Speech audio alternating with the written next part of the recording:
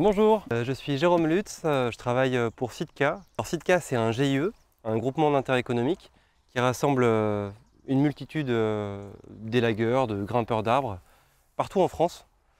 Et donc ces gens-là sont mobilisés pour les récoltes de l'ONF sur toutes les essences qui sont récoltées, les essences forestières qui vont servir aux replantations des forêts. Par exemple le pin maritime, le cormier, le chêne, l'alisier terminal, le sapin, le mélèze, le cèdre. Enfin, il y en a plein, quoi. Il y a aussi tout ce qui est érable, les érables, enfin, les tilleuls, enfin, beaucoup d'essences, quoi. Beaucoup d'essences forestières. On nous appelle quand on a besoin d'avoir un petit peu de qualité dans les graines et assurer une récolte. Voilà. On récolte en grimpant dans les arbres. Donc chaque semence, chaque type d'arbre va avoir une technique particulière de récolte. Par exemple, là aujourd'hui on a tendu des filets et on gaule les chênes, on tape sur les glands pour qu'ils tombent. Et parfois on monte dans l'arbre avec des gros sacs. Et puis par exemple le pin maritime, on va prendre les cônes et on va les détacher, puis on va les mettre dans notre sac. Et ensuite on va jeter le sac de l'arbre pour le récupérer en bas. Alors cette récolte-là elle est un peu particulière, on est venu chercher dans la zone de Pamiers, et notamment avec le point de départ du CFPPA Ariège-Comminges, on est venu chercher du chêne pubescent. Donc c'est un chêne qui a été choisi en fait pour résister un peu mieux à la sécheresse. Il a la particularité d'avoir des petits poils sous ses feuilles et sur le rameau, ce qui explique son nom de pubescent. Bien sûr, c'est une année où la production, où la fructification est très bonne. C'est pour ça qu'on peut intervenir par la grimpe. Si vous voulez, on ne pourrait pas faire ce qu'on fait si les arbres n'avaient pas assez de fruits, quoi, pas assez de glands. On est vraiment, donc nous, notre travail, c'est déjà de ne pas se tromper sur le chêne qu'on va récolter, parce qu'en fait, les chênes, il y en a plein, ils sont très souvent mélangés. Donc on a cette spécificité, cette expertise de pouvoir sélectionner au mieux l'arbre qui va correspondre à la commande de l'ONF. Ensuite, il faut qu'on soit bon dans le repérage. Les installations de filets, ça peut être compliqué. Il faut absolument qu'il y ait beaucoup de fruits, beaucoup de glands dans l'arbre pour qu'il vaille le coup en fait, d'être récolté. Sinon, c'est du temps perdu. Et puis l'autre critère très important, en fait, comme on vient gauler l'arbre, on peut lui causer des dommages, notamment sur les jeunes pousses de l'année. Donc plus les glands seront à un stade de maturité fort, plus on fait juste un petit coup de gaule et hop, ils vont tous tomber par terre. Sinon, on va devoir s'acharner sur les branches et on va créer beaucoup de dégâts. Voilà, donc c'est un petit peu notre expertise, la sélection des arbres par rapport à la commande de l'ONF, c'est-à-dire être sûr qu'on est sur vraiment du chêne pubescent. Ensuite, les niveaux de maturité et la densité de fructification. La récolte de semences forestières, c'est une des facettes ça peut être une des facettes du métier d'élagueur, effectivement. C'est d'autres problématiques. C'est des grimpes qui sont différentes. C'est beaucoup plus de déplacements. Il faut être très disponible pour partir en autonomie, perdu dans la montagne, etc. Donc ça plaît ou ça plaît pas. Mais effectivement, le CS d'élagage est une très bonne base pour les récoltes. Parce que on va avoir, avec quelqu'un qui a un CS, il va être très bon sur les déplacements. En fait, on doit être très mobile dans l'arbre. On n'a pas de tronçonneuse, mais comme vous avez pu le voir sur les vidéos, on a des très grandes gaffes. Et franchement, parfois, c'est un peu compliqué de se déplacer avec ces grandes gaffes dans les arbres, parce qu'elles se coincent partout. Et puis bon, en fait, on doit être efficace, on doit être rapide. Donc on doit vite trouver les solutions d'ancrage dans l'arbre en hauteur qui vont être capables de nous soutenir, enfin d'assurer la sécurité, tout en restant toujours, on est toujours un petit peu borderline des fois pour aller un peu plus haut, pour trouver un peu plus de glands, mais il faut quand même rester dans les meilleures conditions de sécurité. On utilise parfois des doubles longes, nous, pour être, parce que des fois on dépasse un peu nos points d'ancrage, donc on doit vraiment se longer à plusieurs endroits pour assurer le maximum de sécurité. Après voilà, ce qui est bien aussi, c'est donc il y a deux profils qui font les récoltes, vraiment, c'est les élagueurs et les éducateurs grains d'arbres. Donc souvent même, les deux familles se rencontrent. Moi par exemple, je suis élagueur et je suis aussi éducateur grains d'arbres. Florian qui est derrière nous aussi, Robin c'est pareil. Donc souvent on est issu un peu de ce milieu-là. Voilà, mais effectivement, le CS c'est une bonne base d'entrée pour la récolte. C'est bien de faire un peu ses preuves sur les expériences pour être confort dans toutes les situations et surtout minimiser son matériel. Avoir le matériel adapté à la récolte, c'est très important. Parce qu'on est tout le temps en train de faire des kilomètres avec nos sacs de glands, nos gaffes, on est chargé comme des mules. Donc c'est vrai qu'une fois qu'on a bien trouvé le matos qui nous correspond bien, c'est hyper important d'avoir un peu expérimenté la grimpe et l'élagage, etc. pour se lancer dans la récolte, à mon sens. C'est vraiment ça en fait, ça permet d'aller plus loin encore dans la grimpe. C'est-à-dire que dans les journées de récolte, on va grimper beaucoup d'arbres dans la journée, donc on va rencontrer plein de sujets différents.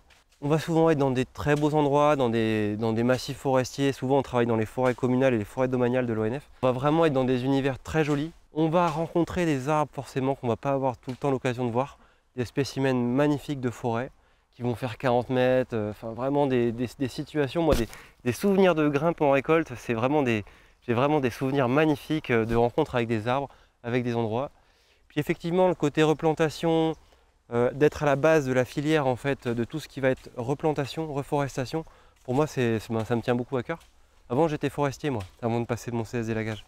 Donc vraiment c'est vraiment pour moi en fait pour moi personnellement c'est un aboutissement de plein de choses qui me font aller vers la récolte de semences forestières. Ouais. Le conseil que je peux donner c'est les récoltes c'est super, enfin vraiment c'est vraiment ça apporte beaucoup de choses pour l'aspect professionnel. Par contre c'est tellement saisonnier, on dépend vraiment des saisons, il y a des années avec, il y a des années sans. Donc en fait je pense qu'il faut considérer comme le métier récolteur comme un métier qui va se mélanger avec d'autres activités. C'est pour ça que par exemple Robin, Florian et moi, on est à la fois élagueur, on est EGA et on est récolteur. Chaque année, il faut qu'on se débrouille pour faire un mix de toutes nos activités pour que ça fonctionne. Mais par contre, c'est passionnant. Ça ouvre de nouvelles compétences et voilà, c'est un univers à découvrir. Je le recommande chaleureusement, ouais, fortement. Ouais. Pour tous les gens qui aiment la grimpe et les arbres, qui veulent voir autre chose que l'élagage ou la grimpe d'arbres, c'est vraiment un super métier. Ouais.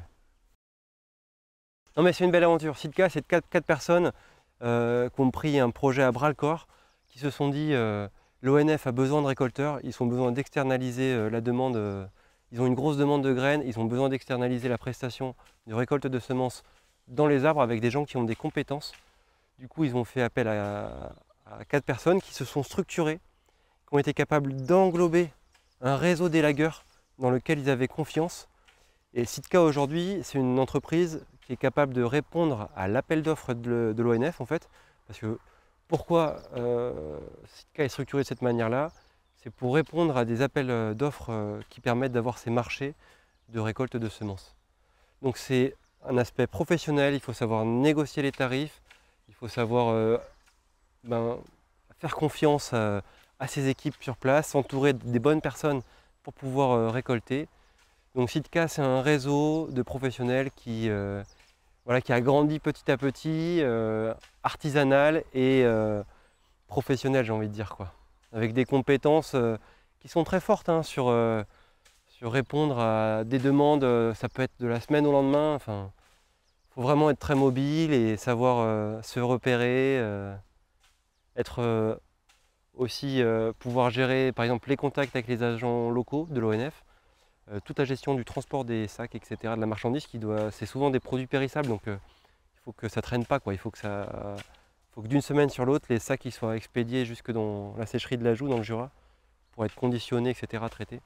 Aujourd'hui, l'ONF, ils ont juste toutes les récoltes qu'on va récolter avec Sitka, et pour l'ONF, elles vont toutes être acheminées dans ce qu'on appelle une sécherie, la sécherie de l'Ajoux. En fait, c'est la seule sécherie donc, qui appartient, qui est dirigée par l'ONF.